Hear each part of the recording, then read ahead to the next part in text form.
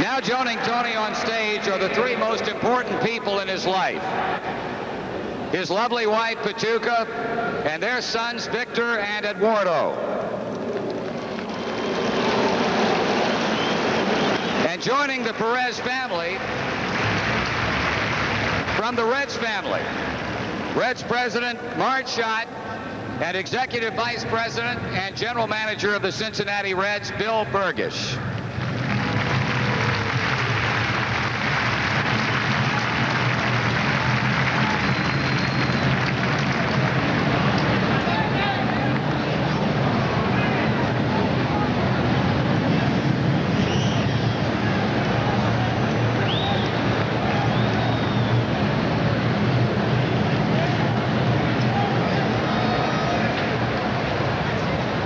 How in the world did you have such a good-looking family?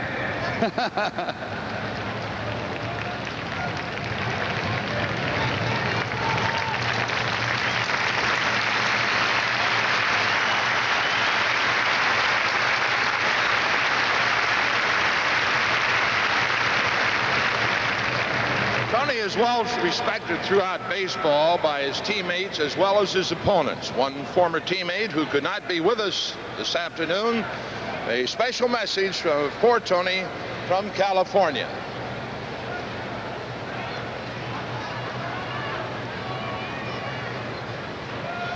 Hi, this is Joe Morgan. I would like to say a few special words to my ex-teammate Tony Perez. Tony, special players come along every 20 or 30 years in this game, and they have a special place for those players. It is called Cooperstown. Tony, you are a special player, and therefore you will be in Cooperstown one day. Tony, you're the best clutch hitter I ever saw, and you're also a great leader. The only reason you were not an MVP during our glory years, like Rose, Bench, and myself, was because you were a quiet leader, and you never wanted to talk about yourself to the press. When I choose the greatest players I ever played with or against, Tony Perez, you're always on the team. Tony, congratulations on your big day. Joe Morgan, former Reds great second baseman.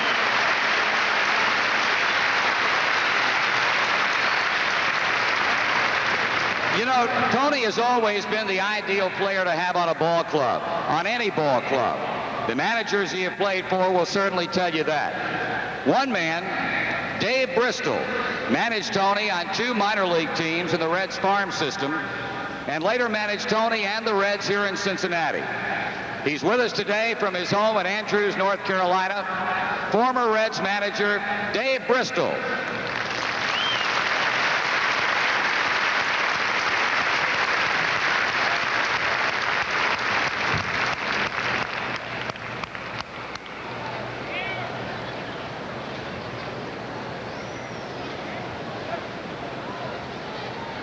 Dave, how about this guy, Tony Perez? Well, the only thing I'd like to say about Tony Perez, it was an honor to manage him. He's a great person, and he's got a great family. And the best thing I could say about him, the worst he's ever been is wonderful.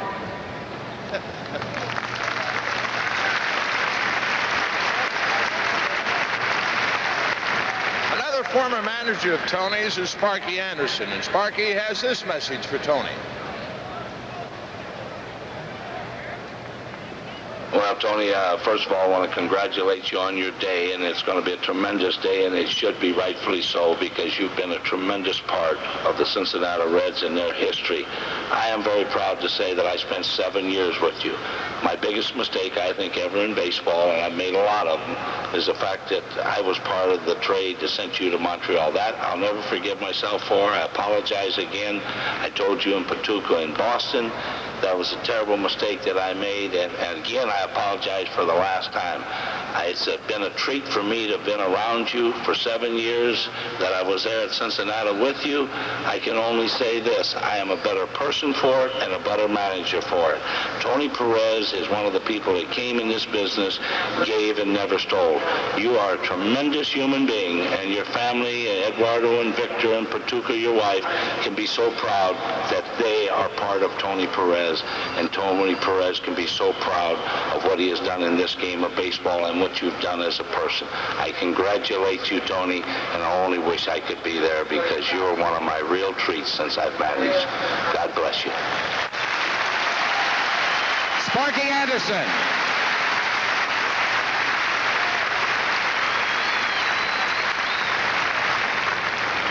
Among Tony's many great accomplishments are his 378 career home runs, only one behind Orlando Cepeda's all-time Major League record for Latin American players.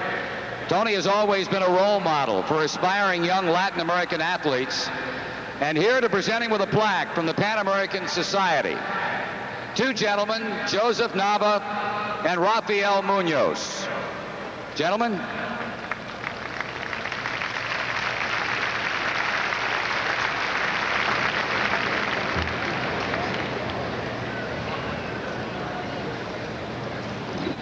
En nombre de todos los latinos de las Américas, para nuestro hermano Tony Pérez, reconociendo tus esfuerzos durante una ilustre carrera, Sociedad Panamericana de Cincinnati, José Luis Nava, presidente.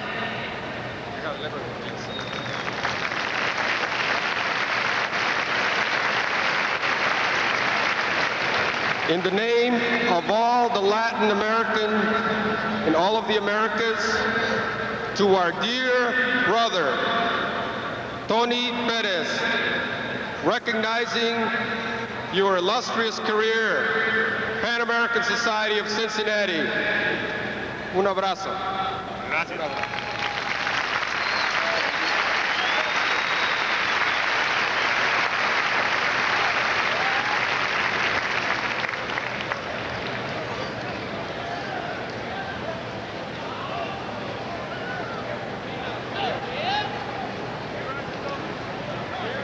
Our next guest, like Tony, is a surefire future Hall of Famer. It was only a few years ago, on a night in September, that he, like Tony Perez, was honored here by you fans and the Reds at Riverfront Stadium. He needs no more introduction than simply saying number 5, Johnny Bench.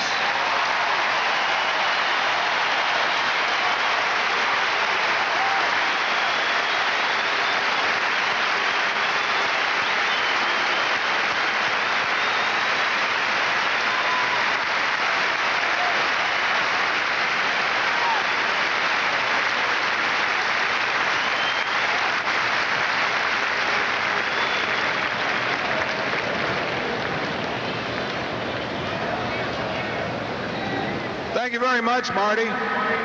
It's a pleasure to be here for one of the finest people, one of the finest ball players that any person could ever play with or be associated with. Tony Perez was a friend. Tony was a brother. He was probably one of the greatest clutch hitters in all of baseball that I have had the pleasure of seeing. It is an honor to be with him today to share this great moment, one that has been created by just tremendous play over the past, 35 years? We were trying to figure out a real actual age for Tony. We could not do that. But we know he's somewhere between Pete Rose and Happy Chandler. I'm happy for Tony that he was able to come back to Cincinnati to let you share with him your feelings of such a great career.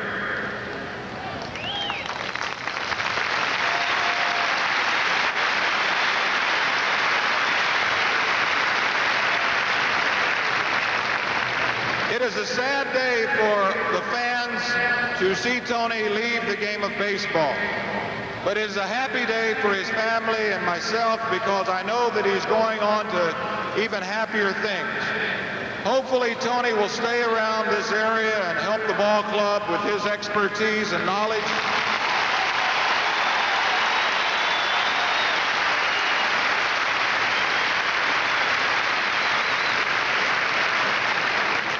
But so Tony that will know that we do care and love him, let him know that whatever he wants from us from this day on here in Cincinnati, just make sure that he knows we will share it with him.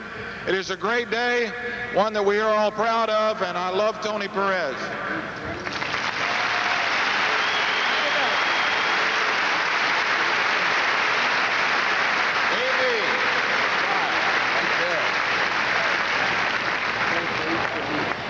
There have been numerous requests to make individual presentations to Tony, proof of the respect and the admiration of Tony Perez. He has earned that throughout his career. The next portion of our program will highlight some of these many honors.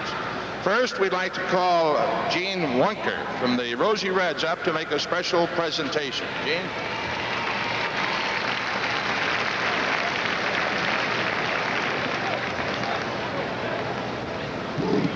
Tony, the Rosie Reds are proud to present scholarships to the University of Cincinnati, Dayton, Miami, Northern Kentucky, Thomas More, and Xavier in your honor. And we thank you for the honors you have given us. Thank you.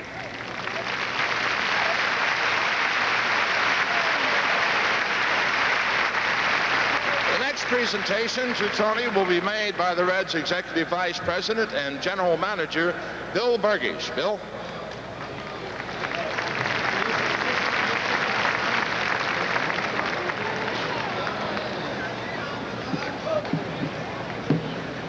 Tony, you've got a few base hits in your career, and so from your friends at Hillerich and Bradsby, manufacturers of the famous Louisville Slugger baseball bat, they want to give you this plaque, which at the end of the season, when all your records have been complete, will be suitably inscribed, detailing all the great records that you've accomplished in the game of baseball over the years.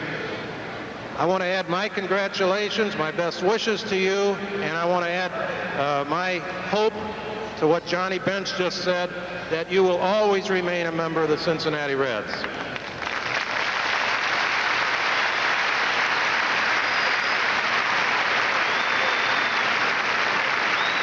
Thank you, Bill. And next we're going to introduce a gentleman that watched an awful lot of Tony Perez's career, now representing the Cincinnati chapter of the Baseball Writers Association of America, Earl Lawson. Earl with a presentation to Tony. Tony, it's pretty hard to decide upon something for a guy who has everything, like a lovely wife, 2 handsome sons, and Hall of Fame statistics. But even though we know you're going to handle the retirement as easily as one of Joe Nuxall's batting practice pitches, there may be a time when you get a little down in the dumps. So on behalf of the writers, I'd like to present you with a little gift down here, which is a little too heavy for an old man like me to lift, so you can get your boys to tote it home for you. Thank you. Thank you, Earl Lawson. Tony's contribution to Reds baseball goes far beyond the playing field. He's been an outstanding representative of the entire greater Cincinnati community. It's my pleasure, on behalf of the Greater Cincinnati Convention and Visitors Bureau, to present Tony with a special citation proclaiming him as a Cincinnati ambassador. Tony?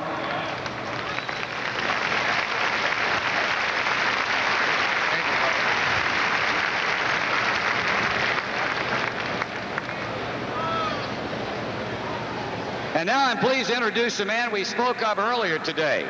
He holds the record for home runs by a Latin American ball player with 379, something Tony's going to be shooting at today.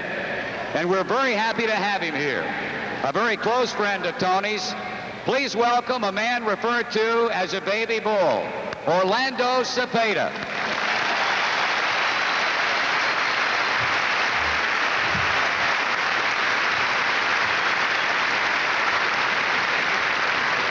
Thank you very much. Tony, on behalf of Toa Baja, Puerto Rico, and myself, it's an honor for me to be here today because you are a wonderful guy, you're a great ball player, and you deserve everything. I love you, Tony.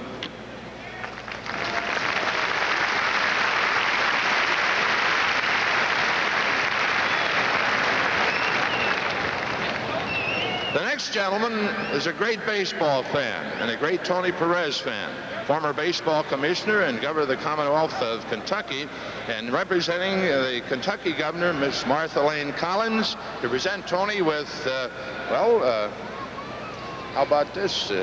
Kentucky. Oh, AB is coming. Happy. I didn't know you were coming, partner. Happy Chandler. There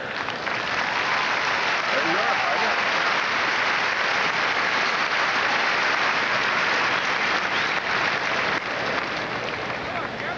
70 years have passed since I first came to the baseball game in Cincinnati.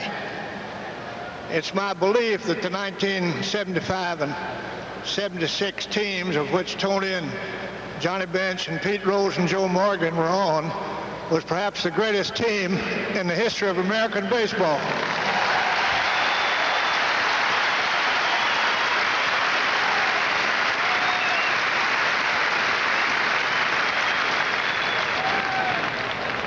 I've known Tony Perez since he was a little boy.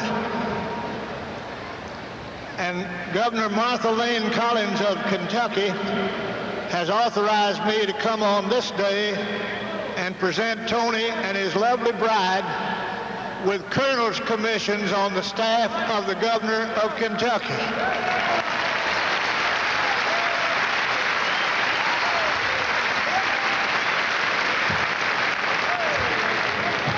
I don't know what trouble she thinks she may have in the future, but she can rely on Tony and his bride to be subject to call in defense of Kentucky as long as they live. Thank you very much, Tony, Colonel Tony, and your bride.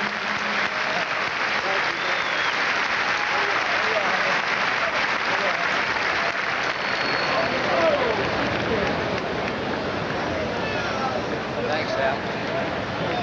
Happy Chandler, ladies and gentlemen.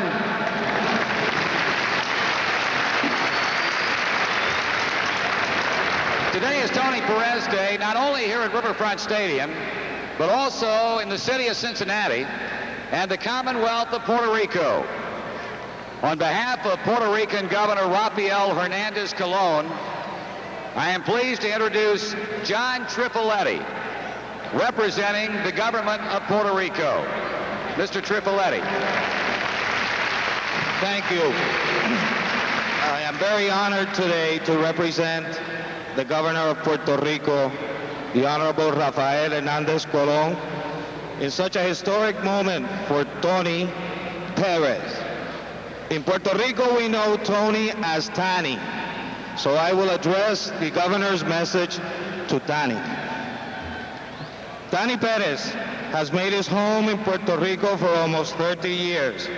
To Puerto Rican fans, Tony Perez is a symbol of the dedication and hard work that will leave a mark in Major League Baseball, along with records established by superstars like Roberto Clemente, Orlando Cepeda, Irán Bithorn, Luis Rodriguez Olmo, and others. Today, Tony Perez Day, the people of Puerto Rico join the Cincinnati Reds, the local sports authorities, and the fans here in honoring Tony Perez and his family, members of what we call our extended Puerto Rican family. September 21 in Puerto Rico is Tony Perez Day. Thank you.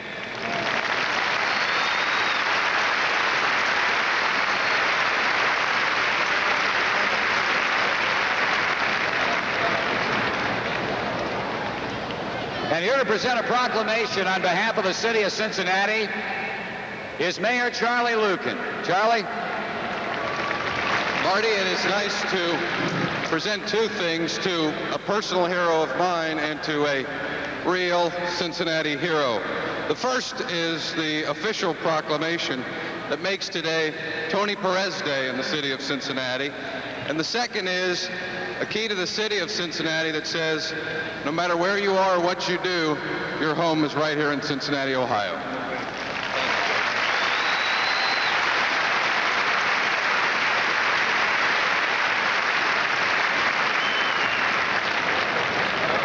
Tony, it's been a big pleasure for me over these years to play baseball with you and be in the broadcast booth through those great years in the 70s and certainly your great career. And this next guy I'm going to introduce, after I do so, I got to go up there where it says Reds Radio Network and go to work, partner. But now representing your teammates, your oldest son to make a, well, I mean, not your oldest son, but Davey Concepcion to make a presentation in behalf of your teammates. Tony, good luck.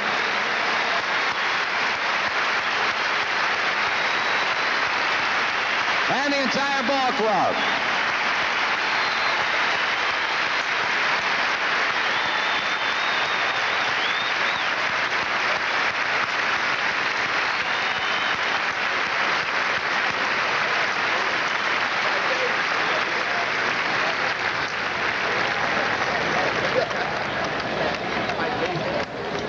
Tony referred to Davey as my Davey. Come up here, David. I might have to speak in Spanish because my English is not that well. But it's my pleasure, Tony, to be here. I'm very happy for this day and be around you all those years. You also make me a better ball player. And those years I've been with the Cincinnati Reds. And on behalf of your teammate, I'd like to present you and your wife, Petuca, a first-class round-trip ticket to Spain. I hope we all know you're going to enjoy it. We love you, Tony.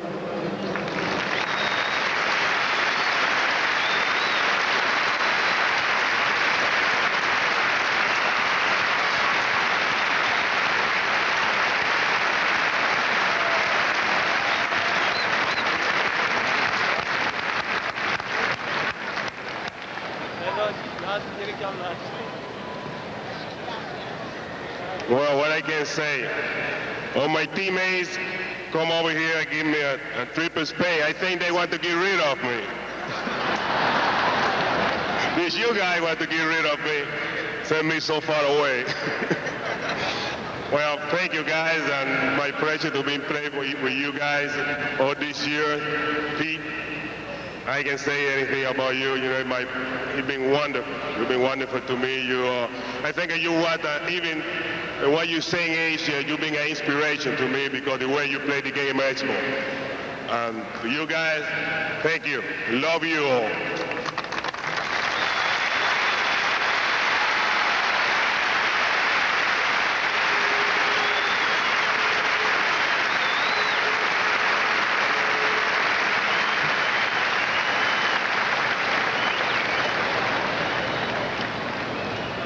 And now, ladies and gentlemen, here to make our final presentation to Tony, on behalf of the entire Reds organization, here's Reds President Marge Schott.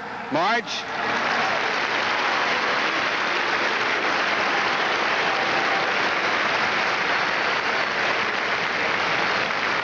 I am here representing the Cincinnati Reds, and I also am here representing all of you fans in the stands. I know, as it says, we love Doggy up there. It also says, Doggy, don't go. So we'll see. But all of us have had the pleasure here in Cincinnati to watch one of the greatest players, I think, that has been in baseball. But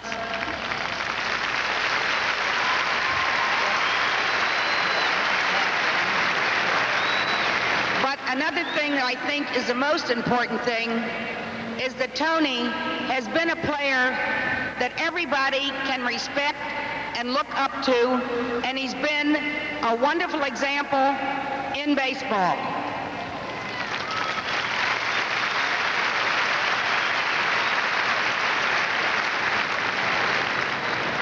This man is not only a player, but he is a friend.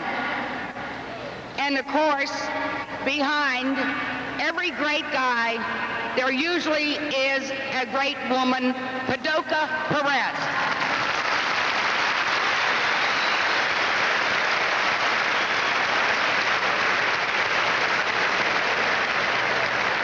two wonderful Perez boys. At this time, we would like to present to Paducah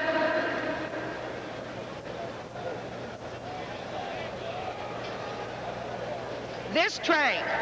It says to Paducah Perez and family, Tony Perez Day, 9/21/86, the Cincinnati Reds.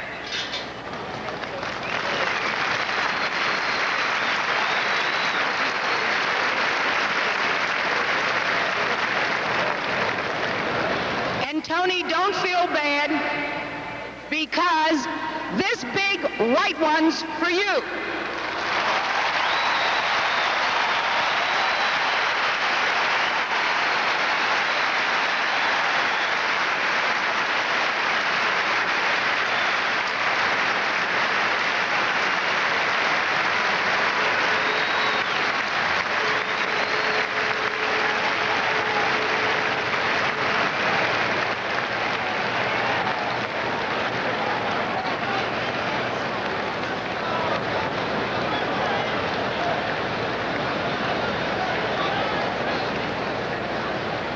Paducah likes it, so I guess we're okay.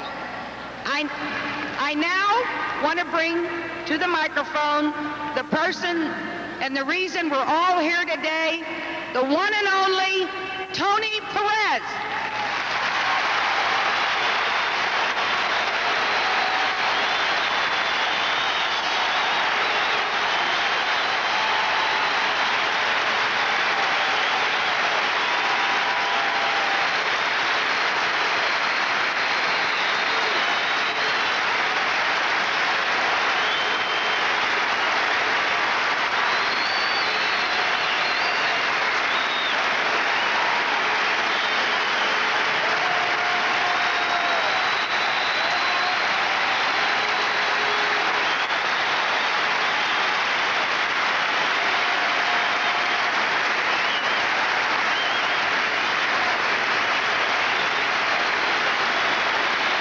Thank you.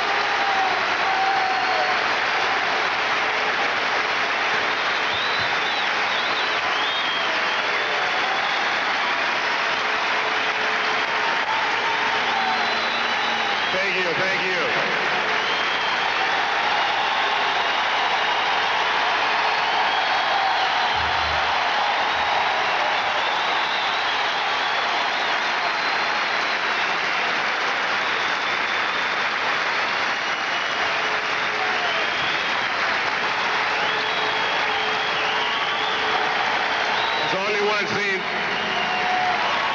I'm sorry for today, and that's my daddy and my mother would like to see this ovation. But you make me remember them, and I'm very happy about it. I don't know what to say. This is something I never think is going to happen to me when I start my career back in 1960. Go be up here in the middle of the field with all you great fans and my great friends and my teammates, the Los Angeles Dodgers. And really, I don't know what is that. I don't know what created this, but I feel very, very good about it.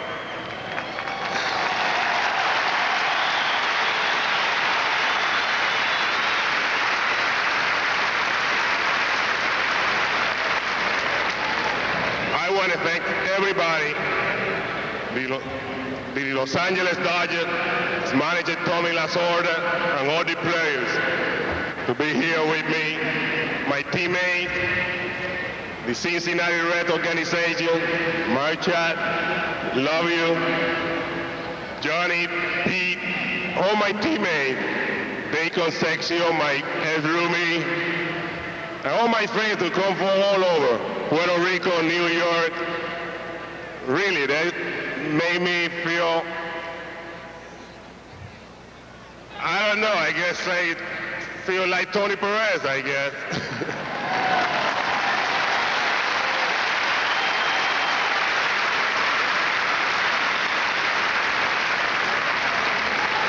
And I want to thank my wife, Pituca, because she helped me all over this year. For all the years, she was behind me, going good or bad. I had two wonderful kids, Victor and Eduardo, well educated. I thank God for that. Well, what can I say? Gracias, amigos.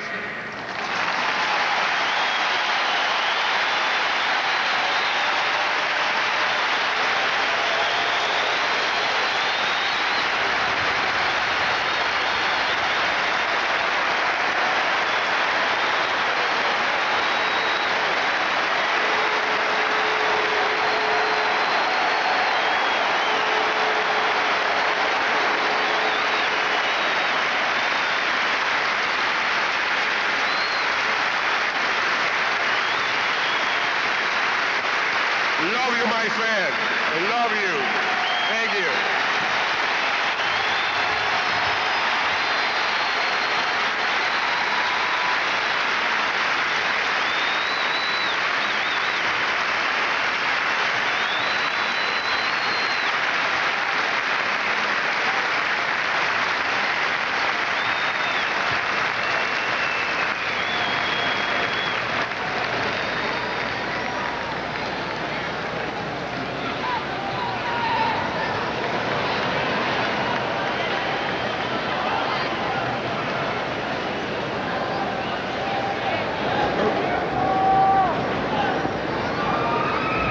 The festivities continue here at Riverfront Stadium prior to today's game between the Los Angeles Dodgers and the Cincinnati Reds.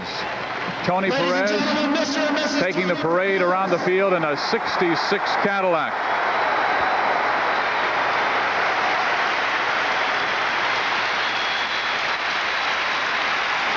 Let's really hear it.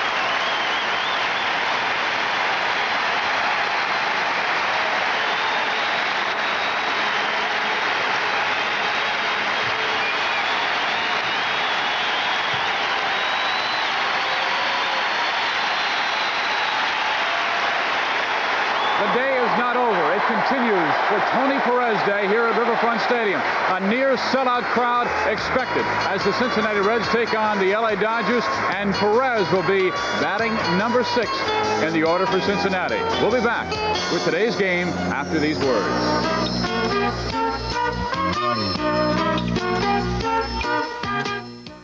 You've waited all year for your Toyota dealer's September closeout. It's the end of the model year and prices may never be lower. Toyota dealers are loaded with 86s, but they've got to make room for the 87s. It's your final chance. Get the deals you've been waiting for, the prices you've been waiting for, and the cars you've been waiting for. Hurry, there's plenty of Toyotas, but they're going fast. Don't miss these model year-end prices at your Toyota dealers now. It's the big one.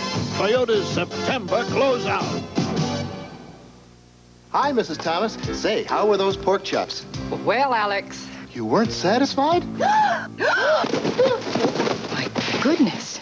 No problem. Not with Kroger's double money-back meat guarantee. No hassles, Alex? Not at Kroger. The Kroger double money-back meat guarantee. Just bring in your proof of purchase. Alex, they really were delicious. I was just testing. Mrs. Thomas. Hey, Mr. McGrath. How were those Cornish hens? Love them. See the difference. Go Krogering. Pizza Hut, we make our pan pizza with dough made fresh every day, with pure mozzarella cheese and only the finest toppings. So when you've got to have a hot, delicious pizza, we modestly suggest you treat yourself to one of ours. Pizza Hut Pan Pizza.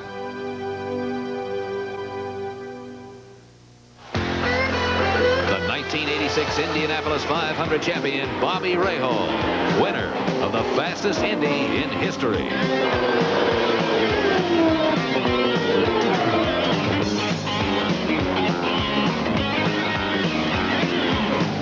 Continuing the winning tradition of Budweiser racing teams, Bobby took the checkered flag to win the Indianapolis 500. Racing fans, this Bud's for you. An outstanding day continues here at Riverfront Stadium. Orlando Cepeda, he was honored as he came out and with a little presentation for Tony Perez. And as a matter of fact, before the ball game, Orlando Cepeda, who holds the Latin American home run record with 379, said, "I hope Tony Perez, who is one behind me, ties me this afternoon." Number 379, Tony Perez, who has been such an inspiration to all the Cincinnati children around, not simply because he is an extraordinary baseball player, but because he is an unusual and talented and gifted young man as well. Tony Perez, his day continues here in Cincinnati. The LA Dodgers against the Cincinnati Reds. We'll have the starting lineups. We'll have pregame more after these words.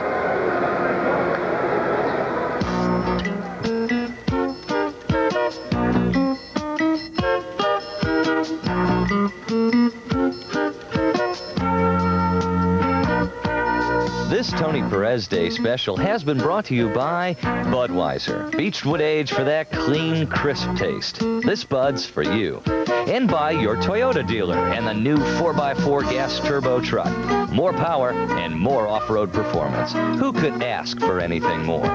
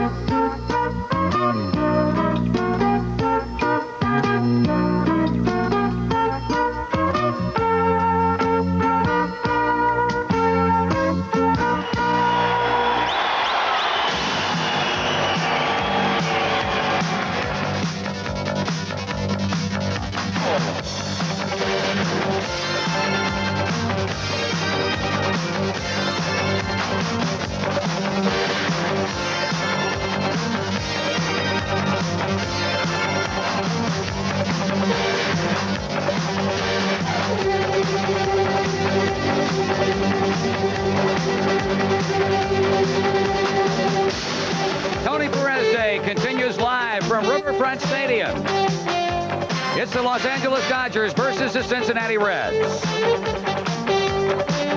Today's game is brought to you by your Toyota dealer in the Toyota Celica, performance and style who could ask for anything more. And by Budweiser, Beechwood Age for that clean, crisp taste. This Bud's for you. And by your best quality Ford dealers who are offering 2.9% APR financing or $1,000 cash back. Good afternoon, everyone. I'm Marty Brenneman. Welcome back to Riverfront Stadium, an afternoon that has already been packed with thrills and excitement. The honoring of one of the all-time greats in Reds baseball history. In my estimation, the most loved player in the history of this long and legendary franchise. Of course, big number 24, the big doggy, Tony Perez. The pregame ceremonies, of course, you were privileged to watch, and now it's down to business as the Reds and the Dodgers wrap up this three-game weekend series in a game that turns out to be the rubber match. 9 has been the magic number. The Dodgers coming from behind to win 9-7 on Friday night, and then the Reds bouncing back from a 5-0 deficit last night and went on to roll to a 9-5 win. Important victory for Cincinnati because it allows them to move back into a second-place tie with the San Francisco Giants, a 2-1 loser yesterday. Very important ball game for the Reds because after today, they've got the Giants coming into town for a 2-game series tomorrow night and Tuesday afternoon. A couple of 13-game winners are going in this game. Bill Gullickson and Orel Hershiser, two right-handers, and of course Gullickson will be making his 4th bid at number 14 on the season. Hopefully that'll be a lucky number. We'll be back to chat with a man who was with Tony Perez early on in both his minor league and major league career, former Reds manager Dave Bristol. That coming up in just a moment.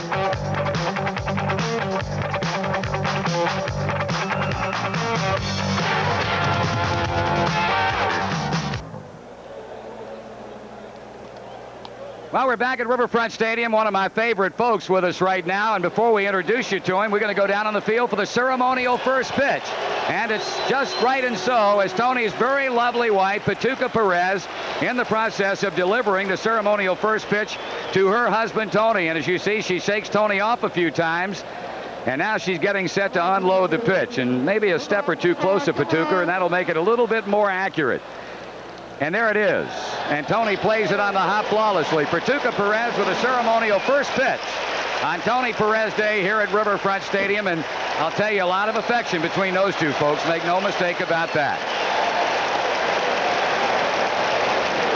With us here now in the Reds television booth, one of my favorite people, former Reds manager, and as we mentioned, Dave Bristol had Tony in Macon, Georgia in the minor leagues, and then Dave, you had him at San Diego where he had an unbelievable season in the Pacific Coast League, and of course managing for 3 years here in Cincinnati. Special person, I think you'll agree.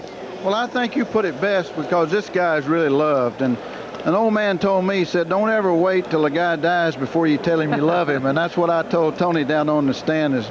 And he's meant so much to my baseball career because when you travel with him in the minor leagues and you see him when they, like we had a working agreement with Havana, and we get a lot of Cuban players from that Tony Pacheco and a lot of our scouts would sign.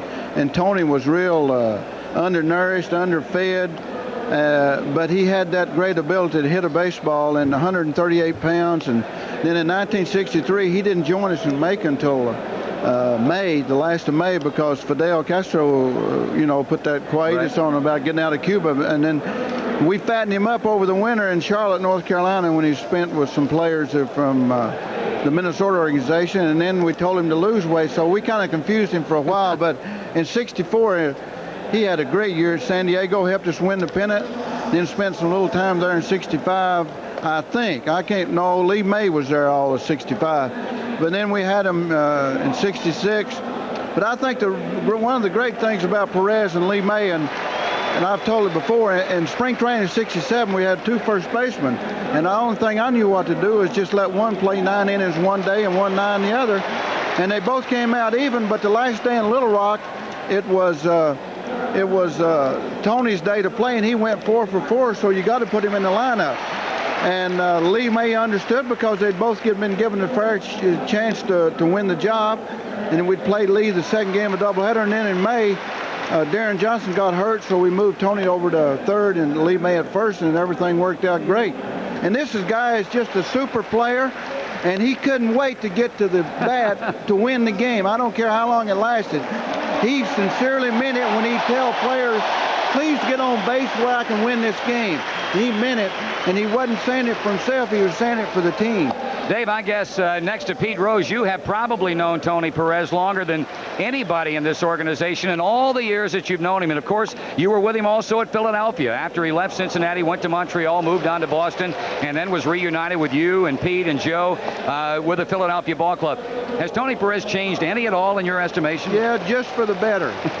He just gets better all the time, and he's just a superhuman individual. And you just hope that more players have the chance to be around him, because I'm sure that the players on the Reds, from the time he was first year, no one will ever say anything bad, and they've learned from him. And if more of them would try to be like him, they'd be better ball players. Well, I think that pretty much sums it up, Dave. It's great to have you here. It should have been that way, that a man who was with Tony early in his career in the minor leagues, also in the big leagues, should be here today to take part in honoring him. We certainly thank you, and good luck to the old horse farmer from Anderson, North Carolina, or Andrews, I should say. I just appreciate the Reds asking me to come, because I can think of no player who more deserved what he got and appreciates it more, and I'm just glad I could be a small part in his career. Dave, continued success. We hope to see you next year. Thank you, Marty. I enjoyed being here. It's always good seeing you and hearing you on Raycom in the wintertime trying to do that basketball. Dave Bristol, who was one of many to honor Tony Perez in this special day for Tony here at Riverfront Stadium. As you see Tony warming up, he, of course, is in the starting lineup. Pete made that statement a few days ago that he would certainly have Tony at first base. And I guess everybody here in the ballpark, if they had one wish, that wish would be that Tony could hit the home run today that would tie Orlando Cepeda's all-time Major League record for Latin American ball players. And I guess the optimum situation would have Tony to hit not one, but two to claim that record all to himself.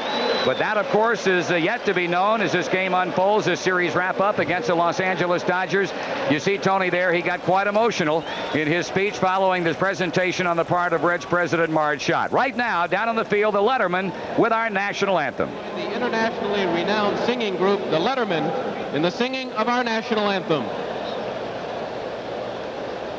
Oh, say, can you see by the dawn's early light what so proudly we hailed at the twilight's last gleaming, whose broad stripes and bright stars through the perilous fight o'er the ramparts we watched were so gallantly streaming, and the rocket's red glare, the bombs bursting in air, gave proof through the night that our flag was still there.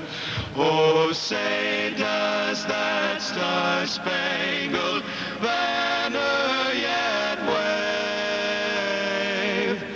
o'er the land of the free and the home of the brave?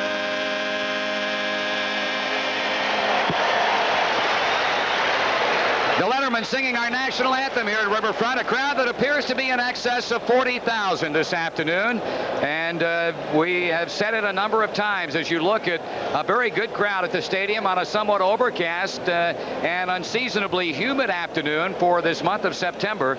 The Reds need this win and need it badly to assure themselves of no worse than a tie for second. As Pete has often said over the last week, if you can't finish first, you certainly want to finish second in the Western Division. And it looks like that aspect of this Western Division race may well go down to the wire. In light of the fact the Giants are playing pretty good baseball themselves at the moment, they'll be rolling in here tomorrow night. The Reds are on the field, and Steve Physiak, as usual, is all ready with the defense in the batting order. Steve? Well, the man they are honoring today will be over at first base.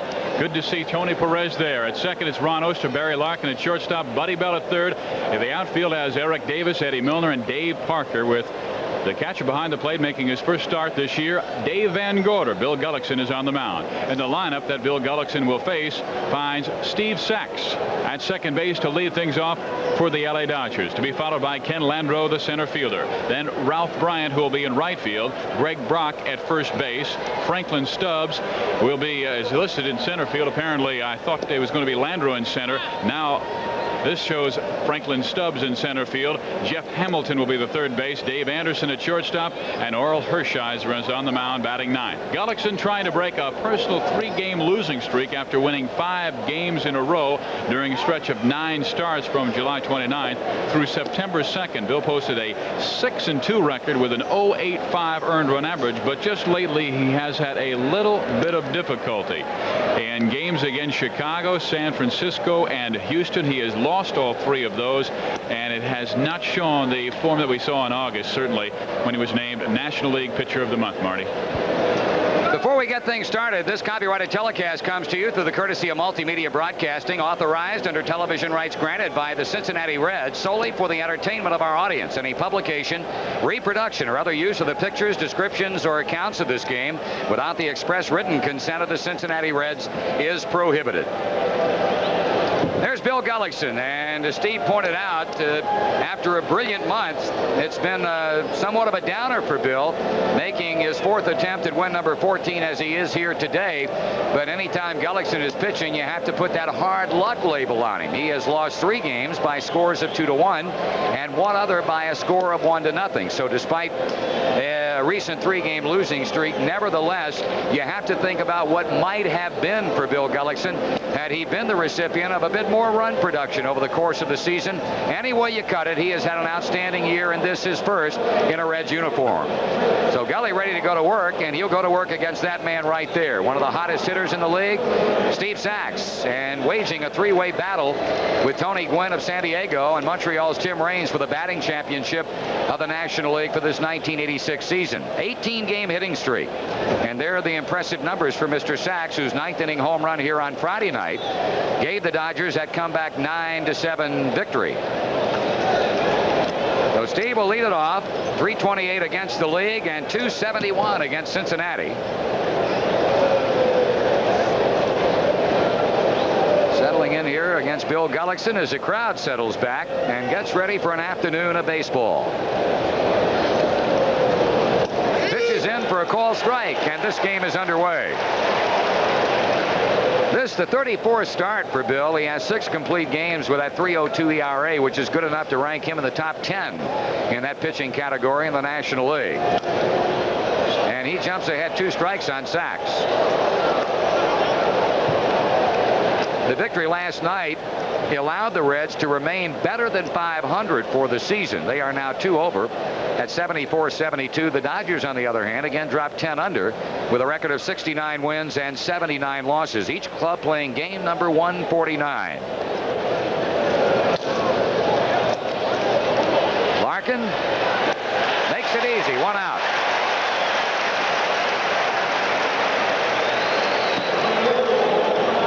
Brings up center fielder Kenny Landreau after Sachs bounces out to shortstop. Steve, very impressive on-field ceremony today. It certainly was, and you just take a look back at his career and the way the fans stood. It wasn't simply because of his actions on the field, the way he has come through in the clutch. It is simply that smile, that great personality, and really the image for so many young fans in Cincinnati to look up to. It has been the ultimate love affair. That's the only way you can term Tony Perez relationship with the city of Cincinnati and the great fans that this club is blessed to have. 1 ball, no strikes on Ken Landreau. And that should be the 2nd out of the inning. Eddie Milner, he's got it. And Gullickson will now go for the perfect first as Landreau flies to center. He'll be confronted by a rookie in the Dodger lineup this afternoon, right fielder Ralph Bryant. Plate umpire Spanky Fremming. At first base, it's Bob Davidson. At second, Dana DeMuth. And at third, Randy Marsh.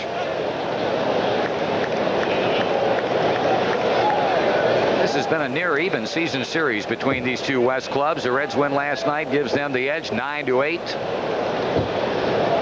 Of course, the Reds swept them in Los Angeles last weekend.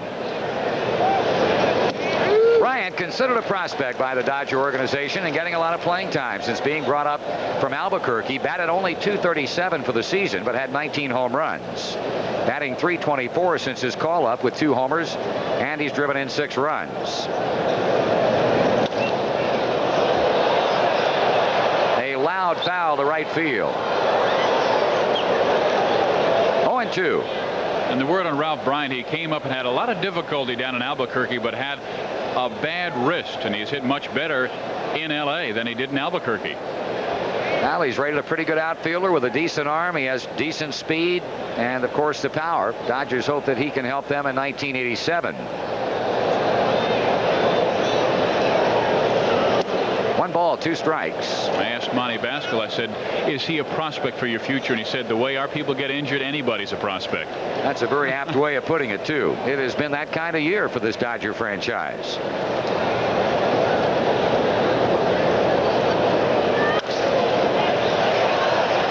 Does Bell have room?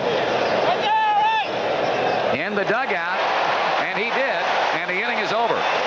3 men up, 3 men down, and Los Angeles first crack at Bill Gullickson. And after a half inning on Tony Perez Day, Dodgers nothing, Reds coming to bat.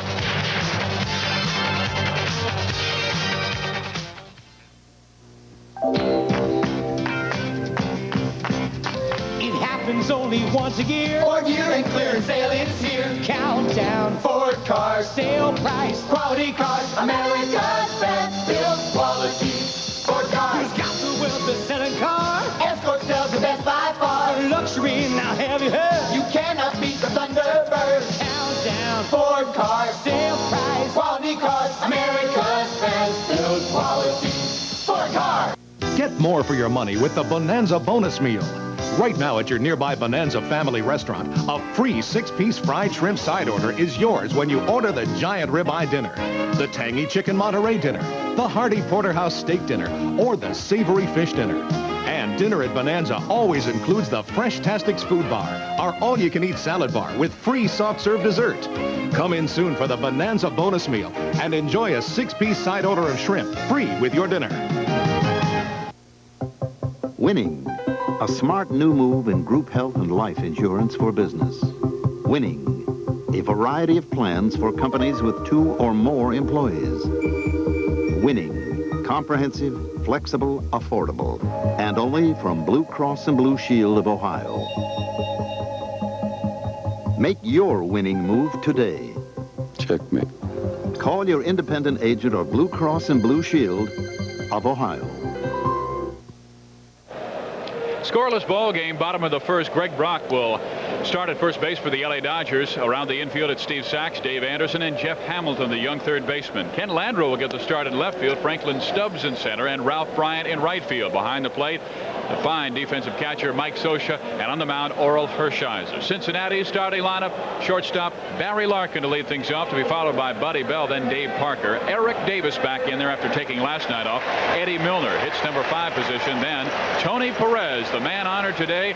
Then Dave Van Gorder, Ron Oster, and Bill Gullickson. On the mound, Oral Hershiser, and he has a 6-2 career record against the Reds, including 1-1 in 4 starts this year. You see his earned run average and his wins and losses, nothing like last year when he won 19-3. And Tommy Lasorda, Marty says himself, it's just not the same bulldog Oral. Well, the control aspect has been one problem for him as he works to rookie shortstop Barry Larkin. Those 83 walks and 206 innings of pitching, and at times he's walked him in bunches. Larkin hitting .287, coming off of a 3-hit ball game here last night. 1 ball, 1 strike to him, and if anybody in this organization thought at the time that Barry was brought up that he would hit and perform in the field the way he has done since coming up from Denver, I'd have to say they were not telling the truth. I think he has exceeded everyone's expectations and has really changed the thinking of a lot of people with his play. 1 ball, 2 strikes to him. He makes contact. He uses all fields. He has shown some pop with a couple of home runs. His play in the field has been nothing short of dazzling.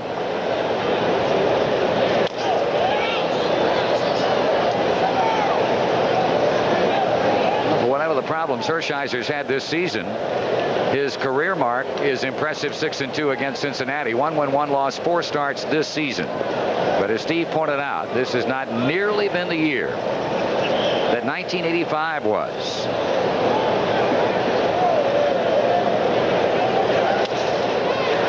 In fact, had it not been for of the season that Dwight Gooden enjoyed, Oral Hershiser would have been the Cy Young Award winner in the National League. 19 wins and 22 decisions, and there are many that thought around the league after Dwight Gooden. They said he has the best stuff in baseball. That great slider, very good sinker, and he keeps everything at the knees. Occasionally he'll come upstairs just to show you a high fastball, but he'll keep everything down. Well, you don't hit the long ball off of him too often. 11 homers in 206 innings. That's an indication of the effective sinker that he will possess more often than not. Larkin hanging in with him as Barry leads off the home first in a scoreless game. He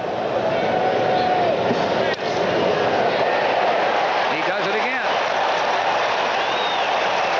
3 hits last night, and he is really on a roll because they haven't been cheap hits that Barry Larkin's been able to produce lately. They have been on the nose base hits. Here's a look at it again. Hershiser tries to get it down and does, and Larkin off the end of the bat just smokes it back up the middle. Indeed, all he did was go down and get that ball and make solid enough contact to get it through the middle. His 6th hit in this series. 2 Friday, 3 last night, and has started off well here today. And keep an eye on him. 7 steals in as many attempts. Here's another 3-hit performer from the 9-5 victory last night, Buddy Bell. They'll only be able to settle for the force play on the lead runner Larkin. Jeff Hamilton to Steve Sachs for the first out.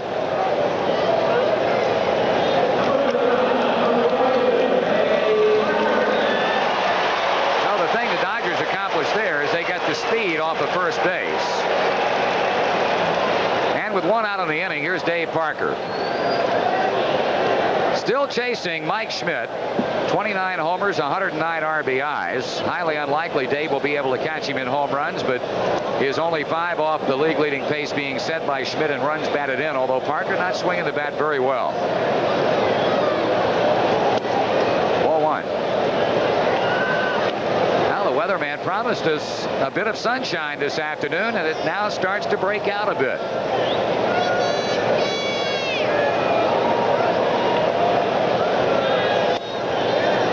1 strike on big number 39.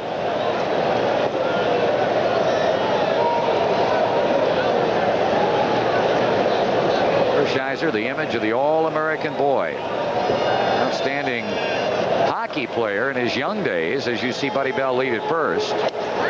Strike 2 is called. And also an excellent golfer. So he has been a good all-around athlete.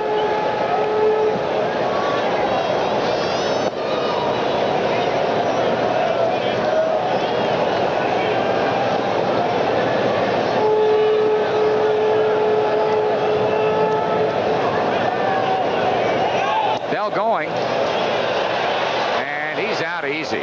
Parker also, well, he took the pitch, Dave did, and Buddy running on. The Reds, of course, trying to do a little running and hitting. Parker not offering it the pitch, and in lieu of that fact, Buddy Bell dead duck at second base. You've got to think somebody missed the sign here because they're not going to send Bell on his own. He's going. Parker doesn't swing. He's got to protect the man. Somebody missed a sign because Bell is out by a mile.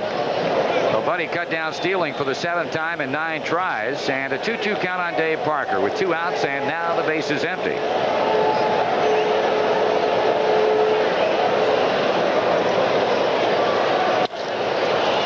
Routine for Franklin Stubbs.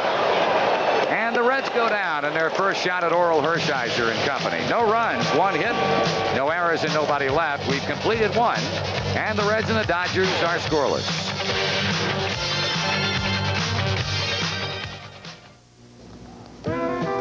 Hi, I'm Jim Hader, and when your name's on the store, you care a lot more. These words will tell you just what to expect when you're in a Hader hardware store. I'd like you to know that all of the 150 people working in our 9 stores feel the same as I do. They want to serve you, they want to help you, they want to make shopping at a Hader hardware store a real pleasure. Won't you make one of our stores your store? After all, when your name's on the store, you care a lot more. Guess who's fixing to take your mouth to catfish heaven? Long John Silver's is serving up the down-home catfish meal. Coleslaw, French fries, hush puppies, the whole deal. We're gonna put a hole down in your mouth with sweet, tender catfish, all raised in the South. So when you're hungry for a genuine catfish dish, try the folks who know fish. Long John Silver's sounds good to me. Hey, Alex, what's this guarantee business? Well, Miss Hanson, it means that Kroger now backs all its meat with a double money-back guarantee. Come on, Alex. Guarantee your meat? Why? Well, the guarantee that you're always satisfied. But, Alex, I guarantee that I'm already always satisfied. See? It's working. Huh? We have such confidence in our meat that we can practically guarantee you'll never use our guarantee. Then why do you have one? Because we don't need one. Ah. See the difference. Go Krogering. Brakes going bad? Try stopping at Midas for a free brake inspection. It may save you money in the long run. Take it to someone you trust. With Steve Physiak, Marty Brenneman back at Riverfront on Tony Perez Day, and we are scoreless. 0-0. Reds in L.A. after 1 inning of baseball. Bill Gullickson knocked him off 1-2-3 fashion in the first, so he'll be going to war against the middle third for Tommy Lasorda's crew, namely Greg Brock, then Mike Scioscia, and then Franklin Stubbs.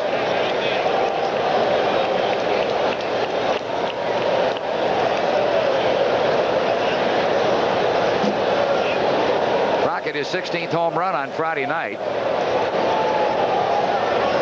The focal point of numerous trade rumors. Not so much concerning the clubs he might be going to. Rather, it's the fact that Brock will be dangled by the Dodgers in the hope that they can maybe help themselves in the winter months. I think, Steve, Greg Brock would pretty much fall into the same category of a Nicky Saski. Young men blessed with great power, but young men who have never really been able to consistently put it all together. Not only that, but in Los Angeles, you have so many first basemen. Cincinnati may look at Nick a little bit more as a revered subject because they don't know who will be their first baseman next year, but they have about 3-4 guys who can do it for L.A. Good point.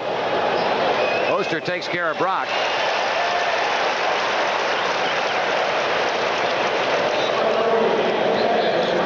Another left-handed batter will step in now, and catcher Mike Scioscia. Mike making his first start in this series, and of all the Dodgers, he has probably been the most banged up of late without actually going on the disabled list, although, of course, Mike Marshall, not on the DL, can't play because of continued lower back problems, but Scioscia's been banged around in just about every part of his anatomy this season. 262 by way of an average with 4 home runs and 24 RBIs.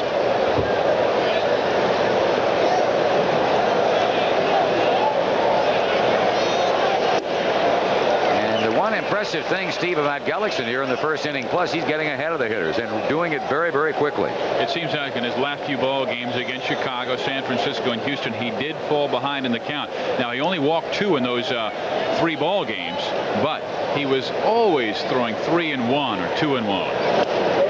The thing that Pete pointed out about his somewhat aborted outing against the Houston Astros when they were in town earlier in the week, the fact that while he was throwing very well, he was consistently up. And against that Houston club, you cannot do that and live well. And he didn't. The first 5 hits they had were for extra bases, and they were all about belt high. Tony can't get it. Scioscia becomes the first Dodger base runner.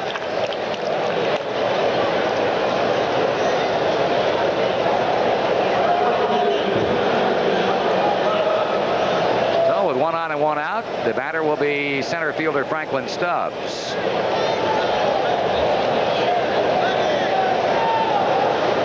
Roller coaster ride of an '86 season for Stubbs. June and July were his. He had 14 home runs over those 2 months. But boy, they hit the month of August, and he has gone into or went into an extended skid at the plate. Ball to him. 21 home runs is certainly indicative of the kind of power that this former star at Virginia Tech possesses. 51 RBIs, but the .233 batting average, much, much better than that before the month of August rolled around, and the slump is extended into September. 2 balls and no strikes. You know, it's the middle of July, and he had 45 RBIs, and right now he only has 51. He only had 2 in the month of August alone. a young talent who I don't think the Dodgers are ready to give up on.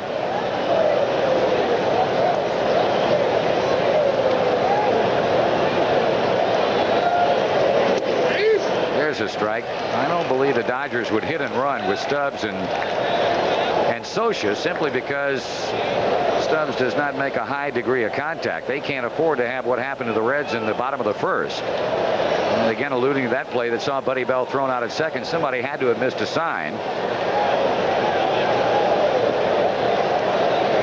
Socia edging off the bag. Gullickson behind 2-1. And a dive by Oster, but he comes up short, and the Dodgers get him back-to-back. Parker trying to throw behind Socia. Did not take the big turn, and the LA Dodgers pose a threat on singles by Mike Socia and that man Franklin Stubbs. You give Franklin Stubbs an opportunity to pull the baseball, and he will jump all over you. Bill Gullickson throws one a little bit inside, and there is Stubbs just ripping it by Ron Oster. A little bit softer, and Ron would have been able to get there. He got the glove down, and the ball was already by him. Bill Gullickson confronted with some adversity for the first time today as he goes to work against another rookie in this Dodger attack, third baseman Jeff Hamilton.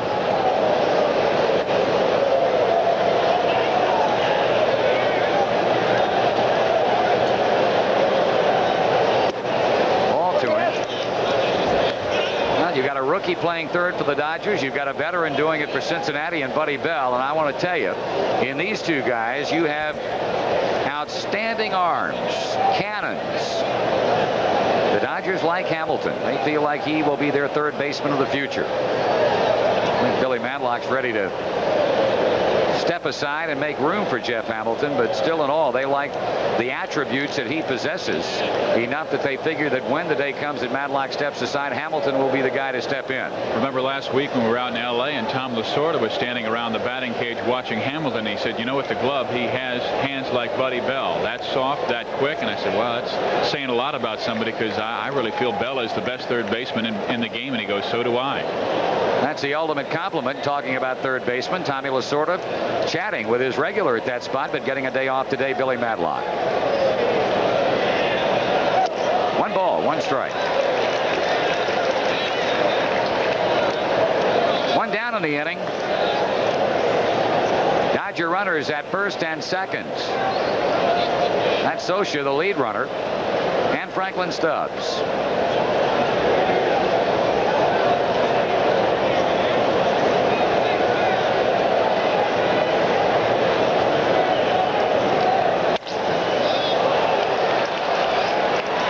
To hold Socia. So that is 3 in a row. And Gullickson finds himself immersed in a bases loaded situation now. Manny Mota chatting with young Mr. Hamilton over at first base. Gullickson will have to bow his back and really go to work as he faces the 8th batter in the Dodger lineup, shortstop Dave Anderson, and Pete Rose talking to his troops from the dugout. Tony push over just a little bit at first base. Regular infield will be playing at double play depth. First homer of the year came Friday night. Hit it in the 7th with a man on against Ted Power.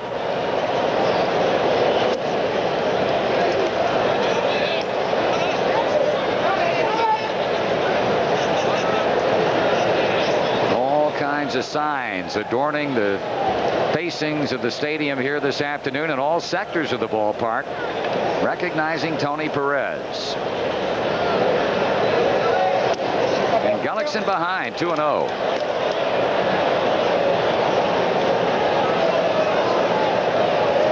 That says it all. Yes, it does. Very, very succinctly put. And another one, Tony, been very, very good to us. Very clever. There it is.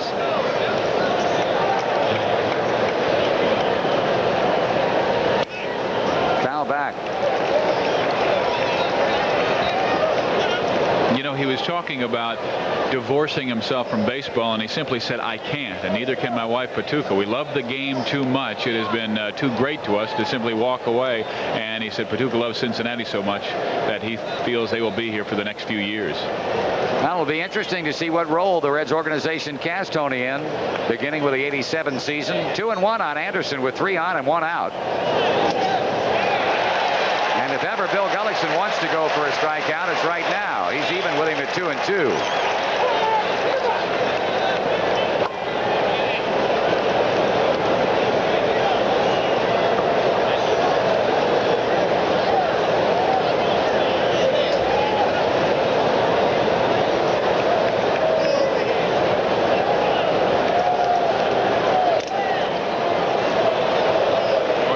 Challenging him with the high heat, had the count 2-1, threw a fastball right about the letters, and then comes up with the same pitch almost a little bit higher.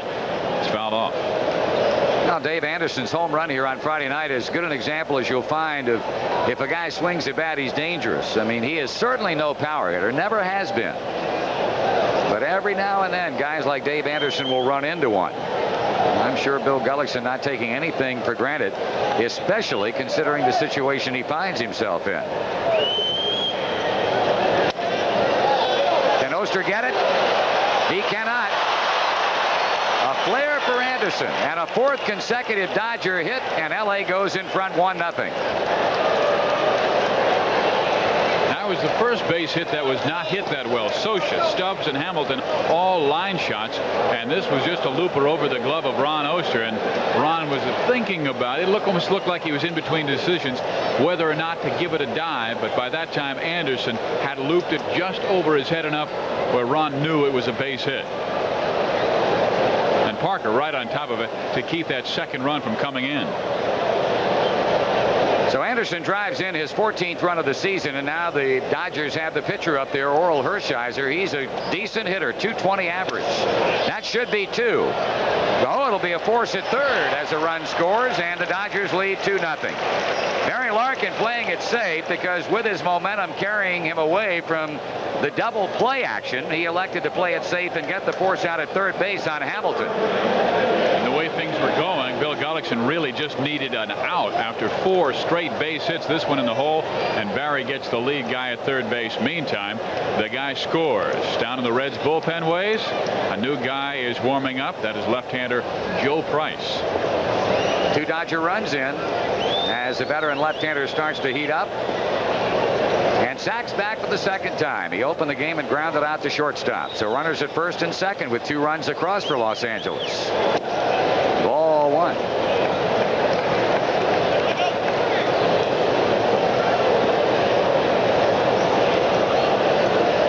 Second in the league in doubles, also second in base hits, and right there among the other 2, battling for the title insofar as average is concerned. Tony Gwynn had quite a night last night down in Houston in the 10-6 San Diego loss. He stole 5 bases. He had 4 hits. He has raised his average to .335. That is 7 better than both Sachs and Raines, who went into play today tied for second in the league at .328.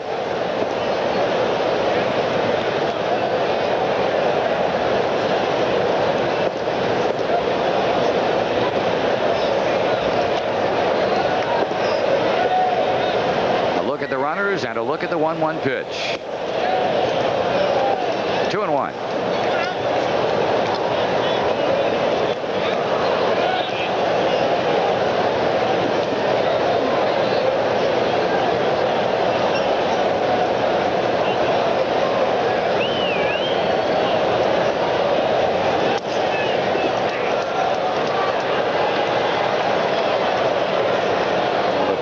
Routine for Bill Gullickson. The second inning, anything but.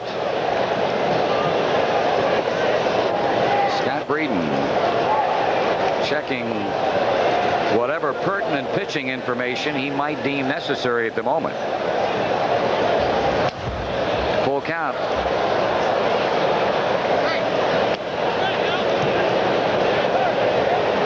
Landreau due to bat next as Bill Gullickson has gone the distance on Steve Sachs with 2 runs across for Los Angeles and a 3-2 count on Sachs.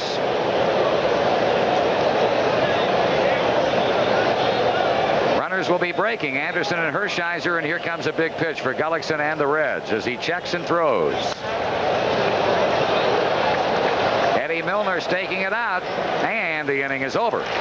But L.A. gets 2 runs, reaching Gully for 4 hits with a couple of men left on. And through 1 1/2 innings of baseball, that's your score, 2-0 L.A.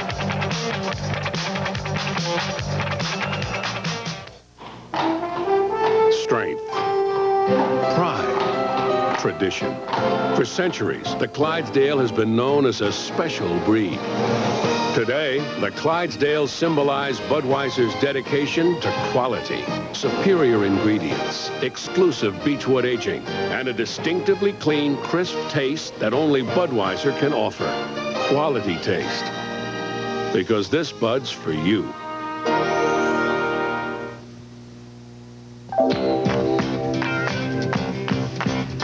It happens only once a year. Ford year and clearance sale is here. Countdown. Ranger trucks, Sale price. top trucks, America's best built quality. Top truck, Ranger V6 engine man. most powerful V6 in the land. F-Series pickup, what do you say? Best full size in the USA. Countdown. Ford trucks, Sale price. top trucks, America's best built quality. Ford trucks. No other taste attracts so much attention. Diet Pepsi, you gotta be the most refreshingest invention. See that smile, see that look. Diet Pepsi is all it took. No other taste attracts so much attention. And for great Diet Pepsi taste with no caffeine, try Diet Pepsi Free with a great new taste and a fresh new look. And now, Allstate presents the Good Hands Award Play of the Week. Tuesday night against the Houston Astros, Billy Hatcher with the smash to third, but Buddy Bell with the diving stop then throw cuts down Hatcher. In recognition of Buddy Bell's Good Hands Award Play of the Week, Allstate will make a donation in his name to the Ruth Lyons Christmas Fund. And remember, for all your insurance needs, you're in good hands with Allstate, a member of the Sears Financial Network. 2-0 Los Angeles as we move to the home half of the second inning. Eric Davis for openers against Oral Hershiser, who was touched for a leadoff single by Barry Larkin in the first inning, but that was it. Davis out of last night's lineup, but back in there today with his 26 homers, 68 RBIs.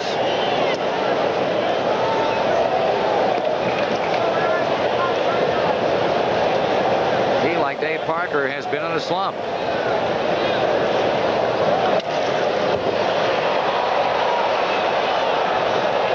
Bryant. Davis is gone. 1 out. It's beginning to look a little bit like last night's ball game. Reds got down 5-0, but really made a tremendous comeback this time of the year when they're almost eliminated. Houston's playing such tremendous baseball, but the Reds battled back to tie it up and win it 9-5. Well, doubly impressive when you think back to Friday night and how that game went. If ever there was a game you thought the Reds were going to win, and Pete certainly expressed those sentiments, it was that game, leading 6-2, and then 7-4 with Johnny Franco on. But the Dodgers had other thoughts, and the Reds bounced back yesterday or last night with a big win. Here's a hot hitter in the Reds lineup, Eddie Milner.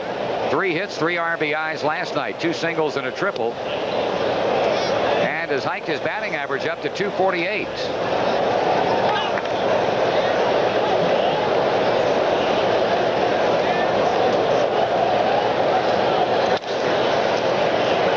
Sachs backs to play it on the good hop, and he almost threw it away.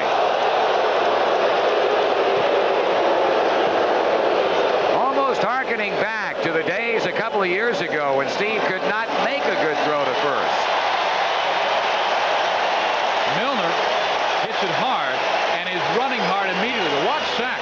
He does not have a good follow through at all. Fits Brock off the bag, but Greg is able to get the right foot down in time. And well, here's the man of the hour, the man of the day, man of the rest of the season. Tony settling in for the first time.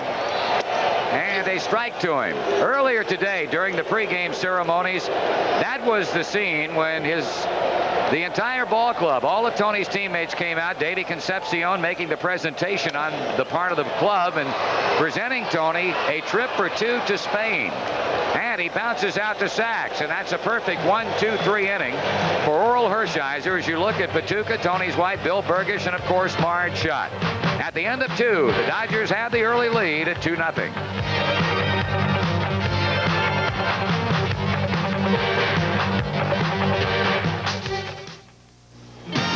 Chocolate is scrumptious when it crunches. That's why I love Nestle Crunch. Milk chocolate, so creamy. Blending Krispies, so dreamy. Gotta have it, it's so scrumptious. Love that chocolate when it crunches. Scrumptious. Chocolate is scrumptious when it crunches. That's why I love Nestle Crunch. Mr. Christian! Mr. Christian! Aye, Captain. Ready to ship. We sail on the hour. Aye, Captain. Seems like some days you have to commit mutiny to sail through a vicious schedule. So Precision Tune will have your car ready on time, or your next tune-up's free. Mr. Christian!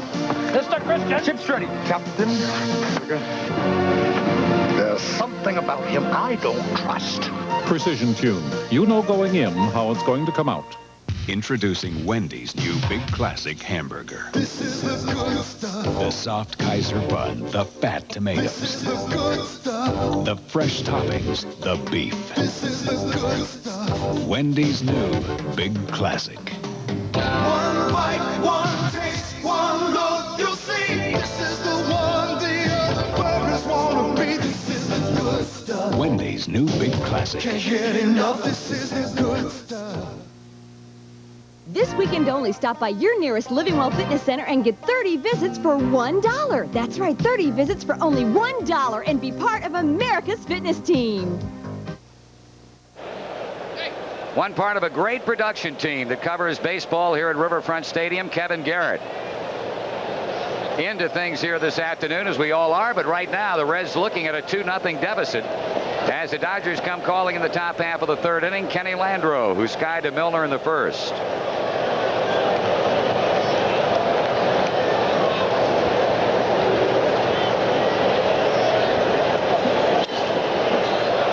Sounded good, but not good enough. Milner, with that great speed of his, gets back to make the play routinely.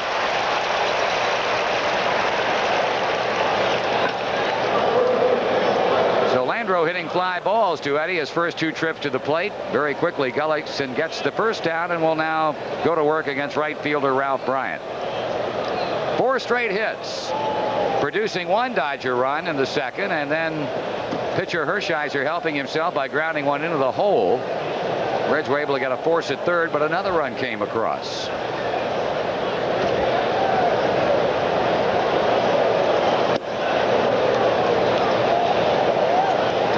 Tuesday night, the San Francisco Giants in a battle for 2nd place in the West. Final 2 times those clubs will meet this season. Hit well. Davis looking. He might hold him to a single or possibly get him. Nope, the throw off line just a bit. And Bryant, exhibiting the kind of opposite field power he possesses, rattles the boards in left field. And Davis, of course, an outstanding defensive outfielder, didn't really have time to get back on it. He's racing back now, but it was hit directly at him. And a lot of times he plays it perfectly off the riverfront wall to almost catch Ralph Bryant. But Ralph has that pretty good speed and a throw off target. But sometimes, as they say, the ones hit right at the outfielder are the most difficult to really measure. Indeed. Leading by 2 and trying to get another one with Bryant hanging out at 2nd. And here's Greg Brock, who opened the last inning and bounced out to Oster.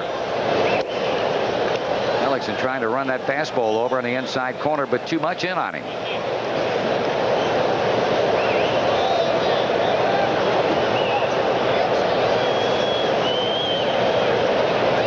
Well, not exactly in accord with either of the first 2 signs that Dave Van Gorder dropped down.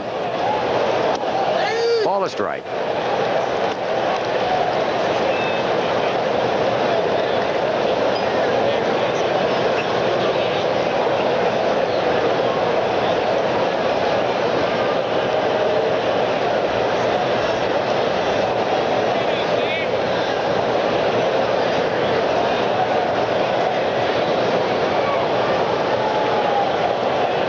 1 to count on Brock.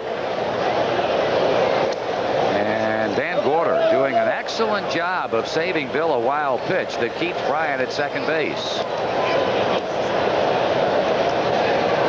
Dave getting his first start since being brought up from Denver as you look at that fine stop of his again.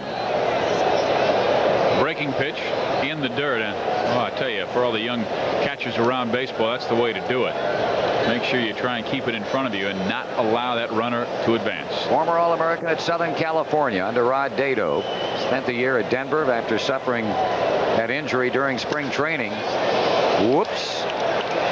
Bryant had to hold up to see whether or not the ball was going to get through, so he advances just to third. But the Dodgers are at it again. And now Pete Rose comes out of the dugout. Normally a highly unlikely maneuver when you consider the fact no one is throwing in the bullpen. But I just wonder if Pete is coming out thinking maybe something might be wrong with Bill, or if he is going to make a pitching change. But obviously nobody down there having loosened up. Scott Terry hustling down there now. But we saw Scott Breeden earlier. He's a guy who normally goes out to talk with Bill. In this case, Pete makes a rare appearance other than going to take a pitcher out. Bill has been way off with his location. You can almost see Dave Van Gorder give the location with his glove down low, and the pitch is up high. He'll ask for a breaking pitch, and boy, it has been up high above the belt almost every single time. And left-hander Joe Price has joined Scott Terry the second inning that Joe has been up. I guarantee you Pete does not want to go through a replay of what we saw in the early innings here last night when the Dodgers jumped out in front with 4 runs in the second and another run in the third. Right now they lead 2-0. Scioscia's a guy who started him in the last inning. He had a base hit into right and scored the first run.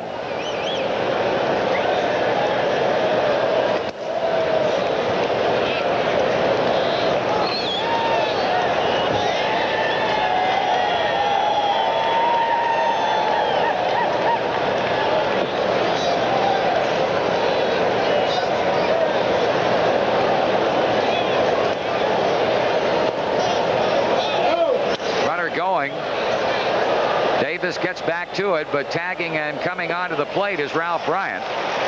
And the Dodgers now lead 3-0 as Brock scampers back to first and Bryant scores.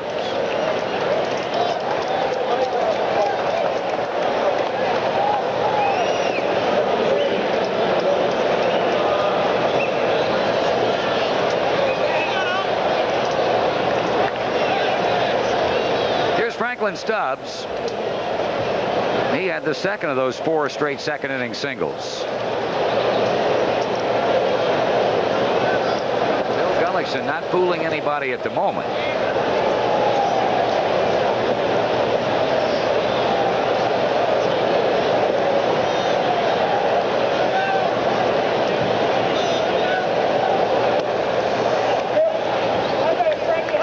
Steve, it really looks like he has no clue right now as far as his control is concerned. He's all over the place. So if Pete comes out there instead of pitching coach Scott Breeden, it's almost like you said, Pete is asking, hey, do you feel all right? Good play by Tony. He smothered it. And that play ends the inning. Nice play by Tony Perez. But another scoring inning for L.A. A run on a couple of hits with a man stranded. We're in the middle of the third at Riverfront, and the Dodgers lead by 3.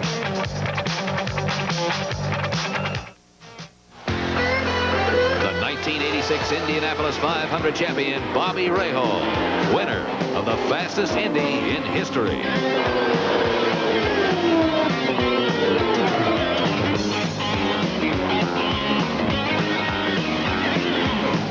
Continuing the winning tradition of Budweiser racing teams, Bobby took the checkered flag to win the Indianapolis 500.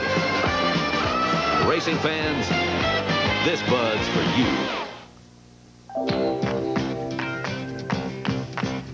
It happens only once a year. Ford year-end clearance sale is here. Countdown. Ford cars. Sale price. Quality cars. America's best built quality. Ford cars. Who's got the will to sell a car? Escort sells the best by far. Luxury, now have you heard? You cannot beat the Thunderbird. Countdown. Ford cars. Sale price. Quality cars. America's best built quality. Ford cars. We're stuck, pal. We need help. Beautiful.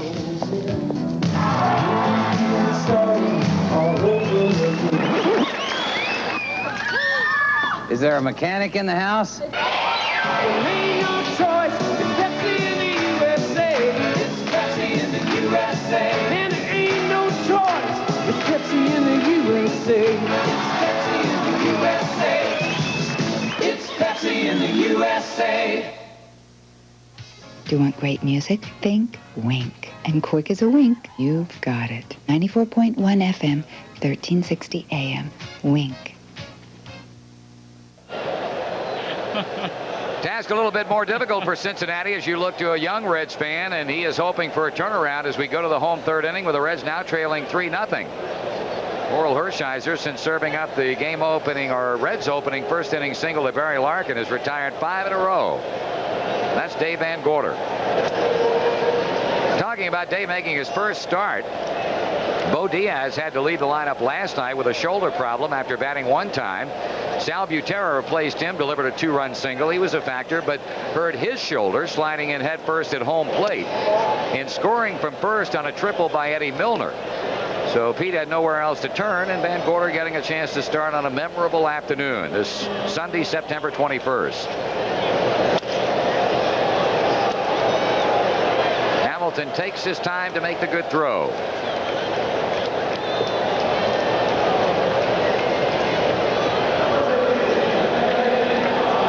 We'll pause now for station identification on the Cincinnati Reds television network.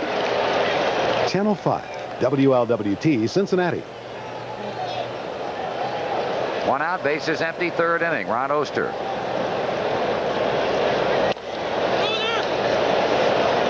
Hershiser with everything his way right now. The last 4 outs have been ground balls, and that's Oral Hershiser when he's on top of his game. And a somewhat disgruntled Ron Oster returns to the dugout. And in his place at the plate, it'll be taken by pitcher Bill Gullickson. 5 ground ball outs in the ball game of the 8 outs that he has recorded. And that is an Oral Hershiser day. Like you said, only 11 home runs this year. Old left-hander will be joining Steve when we go to the 4th inning of action here. Some of the numbers for Bill Gullickson for this 86 season.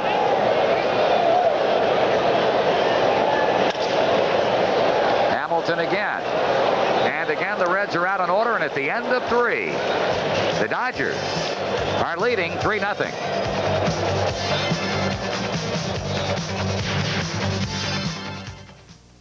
You've waited all year for your Toyota dealer, September.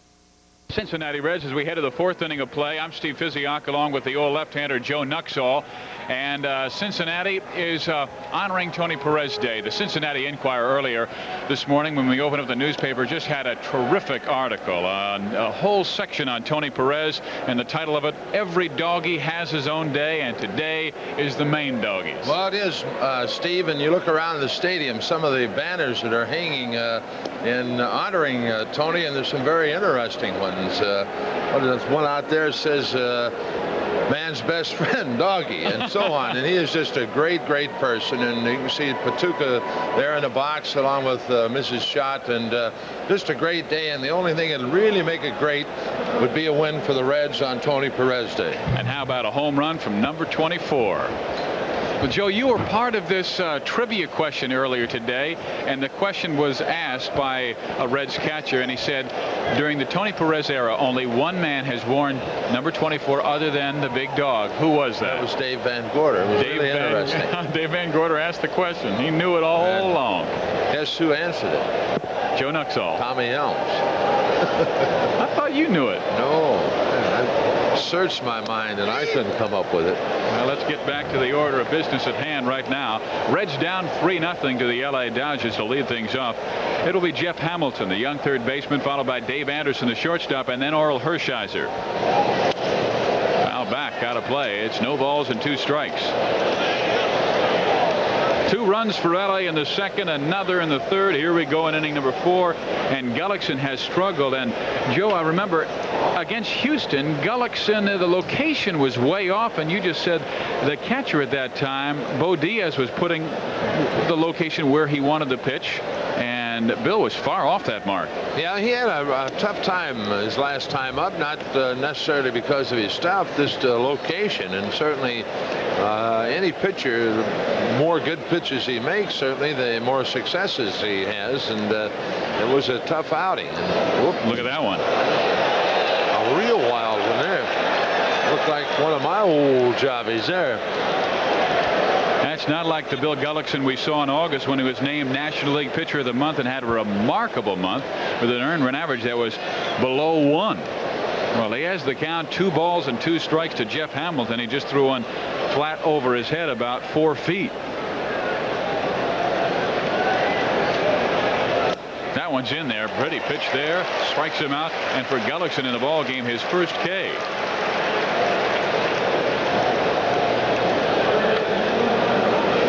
Well, it looked like a pitch that Van Gorder wanted away from him. It wound up and in.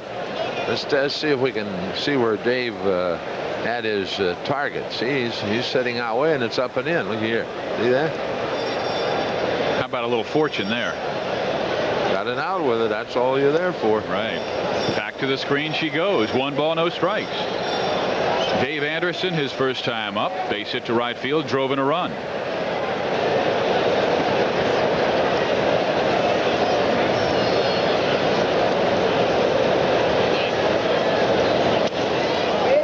Counted foul back towards us. Evens the count, 1 ball and 1 strike. Terrific ceremonies before the ball game for an hour and 15 minutes. A terrific crowd of some 40,000 plus on hand. Salute Tony Perez on his special day. The 1-1 pitch to Dave Anderson misses outside. It's 2-1. And he loves the city so well. Both of his sons, Eduardo, Victor, born here in Cincinnati. And he says, I don't think my wife wants me to retire. 2 balls and 2 strikes. Eduardo and Victor both coming in from school. Of course, Vic, he's a sophomore at University of Pennsylvania in Philadelphia, and then Eduardo is going to school in Miami, Florida. Drive to left. Foul ball just barely as it hooks around that yellow pole out in left field line. Dave Anderson trying for his 2nd home run of the year and 2nd against Cincinnati. It scared the dickens out of Eduardo and Victor. I told them they had to make a speech.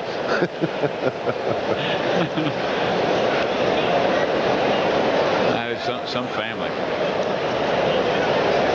Special memories for all of them. And Patuka said this will be a day she will cherish for the rest of her life. Anderson is gone. Gullickson with his 2nd straight strikeout. And it takes us to the pitcher, Orel Hershiser. It was just a good pitch. You watched it there. That was the wrong delivery. See, right on the outside, and Anderson couldn't reach it, really. So 2 down for Orel Hershiser. Was able to get an RBI his first time up with a ground ball to Buddy Bell. Scoring on the play, Franklin Stubbs. And boy, has he looked tough to the first 3 innings on the mound. Giving up just 1 base hit. Ground ball back with the middle. Larkin cuts it off. Easy play, and the Dodgers down 1-2-3 in their half of the 4th. 3-0. LA has the lead.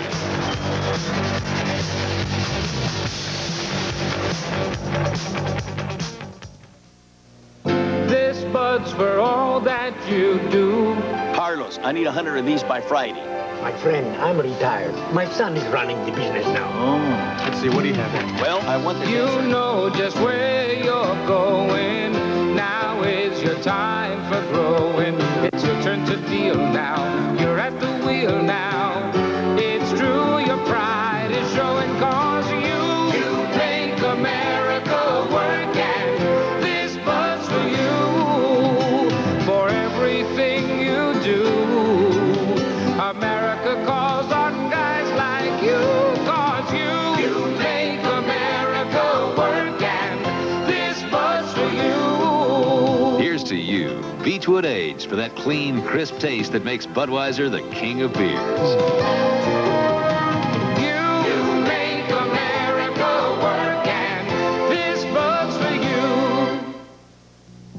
It's no secret.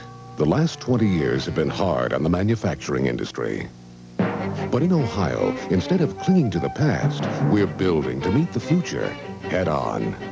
With state-matching funds, Ohio's Thomas Edison program puts advanced research to fast, practical use to help new firms innovate and mature firms revitalize. Call 1-800-345-OHIO for your free Ohio Business Resource Packet and find out how Ohio can help your business grow.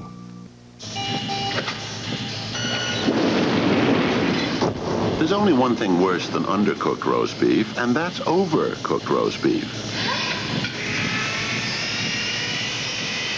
That's why Hardee's carefully cooks every roast beef with a meat thermometer, so that every single slice is just as juicy and tender as the next one. Finding a better roast beef sandwich would be tough.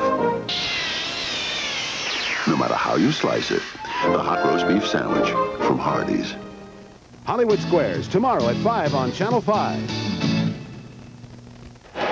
There's part of that crowd that came today to pay tribute to Tony Perez. The LA Dodgers lead the Reds 3-0 our score. Special day for Tony Perez. He said he started thinking about this day earlier this week, and he says, I didn't know how I was going to be reacting. I knew I would be emotional, but I knew I would be very, very happy.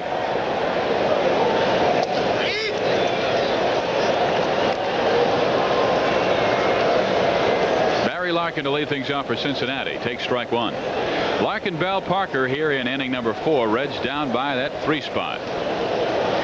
A little ground ball.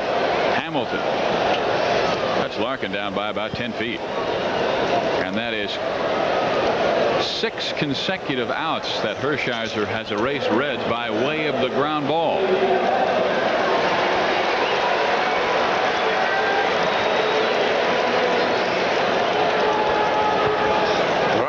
Hershiser is the Hershiser we watched a lot last year. He gets a lot of ground balls and ball really runs, sinks on the right-handed batter. And right now he's pitching like he did last year. He doesn't laugh. There's a pretty good hook right there. He is something. Everything always seems to be around the knees.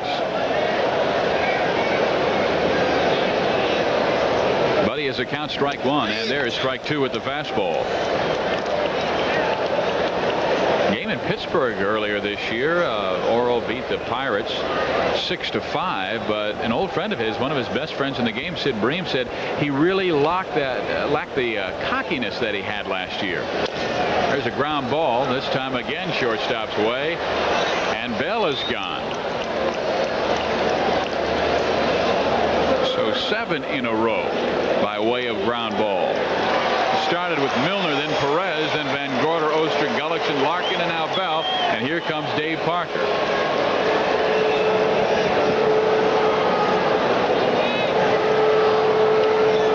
Ralph Bryant took care of Dave on a